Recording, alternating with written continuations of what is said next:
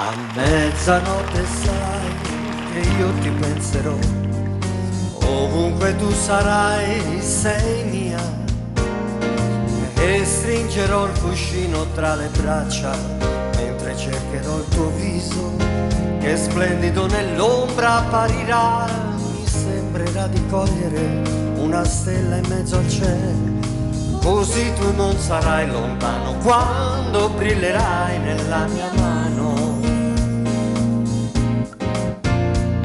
Ma non vorrei che tu a mezzanotte e 3 stai già pensando a un'altra donna.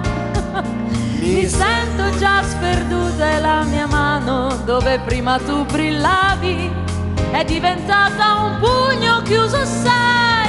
Cattivo come adesso non lo sono stato mai.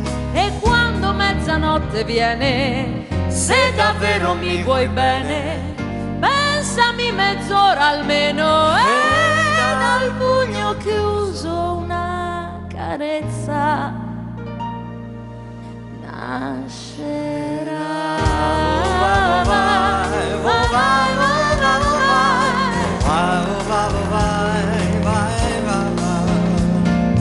Vabbè, ma qui se iniziamo con Celentano penso che possiamo fare una puntata solo su di lui. Beh, direi anche 2, 3. Però me ne devi fare un'altra di quelle che il nostro pubblico a casa e i nostri amici in studio. Quelle che cantano anche i bambini Sì, oggi. sì. Per cui... E voi la dovete cantare con me, eh? Dai, vai, Vado? Drudy con la chitarra. Mi raccomando, voglio... In do minore, va, in do minore. Ecco, qui organizziamo le cose così, lo dico, lo ripeto, senza prove, quando il turco non c'è, gli artisti cantano, perché stiamo facendo un po' di tutto con l'assenza del turco. Qua ho preso la mano.